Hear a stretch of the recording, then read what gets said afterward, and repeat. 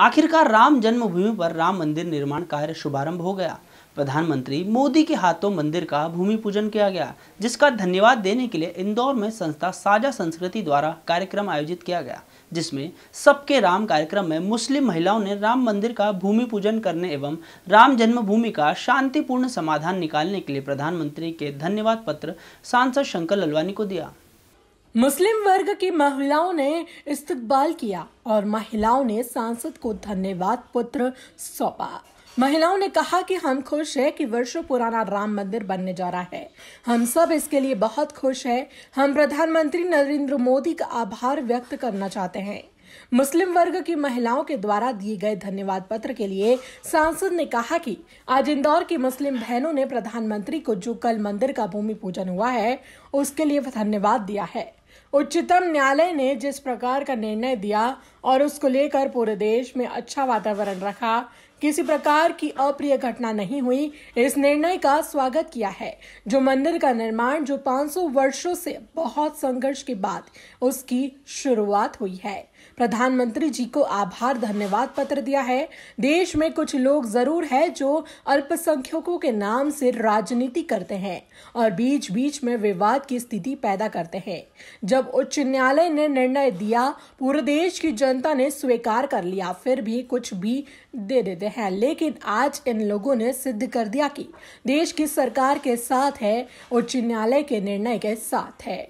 वहीं ओबीसी के लिए कहा कि ये वो लोग हैं जो अल्पसंख्यकों की राजनीति करने से बाज नहीं आ रहे हैं और कहीं ना कहीं अपने आप को चर्चा में रखने के लिए इस तरह की बात कहते हैं।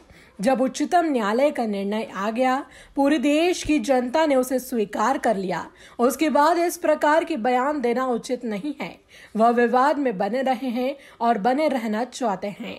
वहीं कांग्रेस द्वारा चलाए जाने वाले अभियान गंगा जल से 27 विधानसभा को धोने वाली बात पर कहा कि सबसे पहले उन्हें अपने दफ्तर और कार्यालय को गंगा जल से धोना चाहिए, क्योंकि सबसे ज्यादा अगर कोई दूषित हुआ है तो वह कांग्रेस कार्यालय हुआ है। वहीं कहा कि जिस प्रकार कांग्रेस ने लगातार राम मंदिर को लेकर विवाद किया था, रथ यात्रा रोकी थी, लगातार इस विरोध कर रहे थे, अब पश्चाताप की घड़ी आ गई है और जिस प्रकार का सुंदरकांड कर रहे हैं, जिस प्रकार राम जी की पूजा कर रहे हैं, वह अपना पश्चाताप कर रहे हैं कि हमने पिछले दिनों जो इस प्रकार की गलती की थी उसका पश्चाताप कर रहे हैं। वहीं उपचुनाव को लेकर कहा कि यह कोई राजनीतिक मुद्दा नहीं है, यह देश की आस्था का मुद्दा है। यह हमारे भगवान पुरुषोत्तम राम देश की आस्था है और हमें इसमें किसी प्रकार की राजनीति नहीं करनी चाहिए। हम तो पहले भी राजनीति नहीं कर रहे थे, लेकिन एक हो कांग्रेस थी जिन्होंने इसका राजनीतिकरण किया है। इंदौर से खुशबू यादव की रिपोर्ट। मेरा नाम शकीना भी है। क्या ज्ञापन देने आई? हम यहाँ पर ये सम्मान पत्र देना चाहते हैं श्री नरेंद्र मोदी जी को। श्री नरेंद्र मोदी जी को सम्मान पत्र देना चाहते हैं हम। जोर से बोलो, आराम से। श्री नरेंद्र मोदी जी को सम्मान पत्र देना चाहते हैं। आदरणीय यशवंत प्रधानमंत्री जी, श्री नरेंद्र मोदी जी प्रमाण राम जन्मभूमि संघर्ष की पूर्ण आहुति आपके नेतृत्व में संपन्न हुई। यहाँ देखकर संपूर्ण भारत वर्ष गौरववंत अनुभव कर रहा है।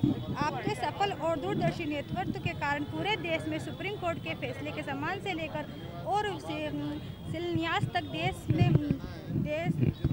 देश में संपूर्ण सौहार्द और शांति रही।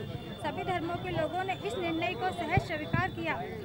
देश में ईमानदारी से गंगा जमुना तहजीब को अपनाने वाले खुले मन का आप जैसा नेतृत्व मिला। इंदौर भी इससे अछूता नहीं रहा। कोरोना संक्रमण से शिलान्यास साकार करते हुए पीड़िता मानवता की बगैर किसी भेदभाव से सेवा की संपूर्ण मुस्लिम समाज हमारे शासन श्री शंकर ललवानी जी का इस्तकबाल करता है।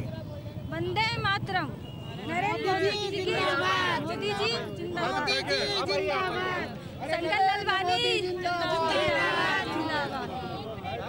मोदी जी को हमारी तरफ से बहुत बहुत धन्यवाद। हम सभी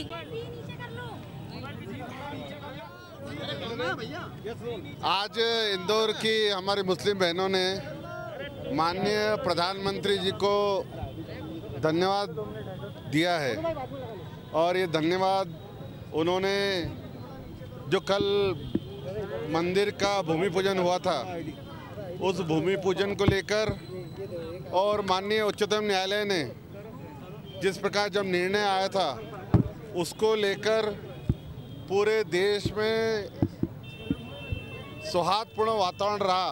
किसी प्रकार की कोई अप्रिय घटना नहीं हुई और उन्होंने इस निर्णय का स्वागत किया है कि जो बहुत प्रतीक्षित हमारा मंदिर का निर्माण जो था, जो लगभग 500 वर्षों से बहुत संघर्ष होने के बाद इसकी शुरुआत हुई है, आज इसका सुखद अंत हुआ है और मंदिर का निर्माण शुरू हुआ है। उन्होंने माननीय प्रधानमंत्री जी को आभार और धन्यवाद पत्र दिया है। देश में कुछ लोग जरूर हैं जो अल्पसंख्यकों के नाम से राजनीति करते हैं और बीच में विवाद की स्थिति पैदा करते हैं। जब माननीय उच्चतम न्यायालय ने निर्णय दे दिया, पूरी देश की जनता ने उसको स्वीकार कर दिया, फिर भी कुछ न कुछ देते आज उन्होंने ये सिद्ध कर दिया कि हम देश की इस सरकार के साथ है, देश के न्यायालय के निर्णय के साथ है, आज उन्होंने सिद्ध कर दिया। शंकर भैया, ओबीसी को फिर भी आपत्ति है, लगातार बयानबाजी हो रही है, क्या कहना चाहेंगे? देखिए, ये ओबीसी वो हैं जो अल्पसंख्यकों की राजनीति करने से बाज नहीं आ रहे हैं और कहीं ना कहीं अपने आप को चर्चा में बने रहने के लिए इस प्रकार करते हैं। जब माननीय उच्चतम न्यायालय का निर्णय आ गया, पूरी देश की जनता ने उसको स्वीकार किया, उसके बाद इस प्रकार के विवादास्पद बयान देना उचित नहीं है। वो विवाद में हमेशा बने रहे हैं और बने रहना चाहते हैं। शंकर भैया, भोपाल में कि जितनी भी विधानसभा जहाँ पे उपचुनाव होने हैं, उन विधानसभा में गंगा जल से धोएगी कांग्रेस, शुद्ध करेगी उसको। देखिए, कांग्रेस को तो सबसे पहले अपना कार्यालय, अपना दफ्तर गंगा जल से धोना चाहिए, क्योंकि सबसे ज़्यादा जो अगर हुआ है दूषित तो कांग्रेस का कार्यालय हुआ है, उनका कार्यालय हुआ है। पीसीसी कार्यालय पे राम मंदिर का बड़ा पोस्टर लग गया है, पूजा अर्चना। देखिए, जिस प्रकार से लगातार कांग्रेस ने राम मंदिर निर्माण को लेकर विरोध किया था, उस समय रथ यात्रा रोकी थी, लगातार वो इसका विरोध कर रहे थे। अब 50 साहब की घड़ी आ गई है और जो जिस प्रकार का एक सुंदर कांड के कर रहे हैं और जिस प्रकार राम जी की पूजा कर रहे हैं, वो अपना पश्चाताप कर रहे हैं कि हमने पिछले दिनों इस प्रकार की गलतियां की थी, उसका पश्चाताप कर रहे हैं। क्या उपचुनाव में कोई लाभ मिल सकता है साहब इसका? देखिए, ये कोई राजनीतिक मुद्दा नहीं है, ये देश की आस्था का मुद्दा है। हमारे भगवान पुरुषोत्तम राम हमारे देश की आस्था है और हमें किसी प्रकार की इसमें राजनीति नहीं करना। हम तो पहले भी राजनीति नहीं कर रहे थे, लेकिन ये कांग्रेस ही थी, उन्होंने इसको राजनीतिकरण किया। हाँ, वो जो पढ़ के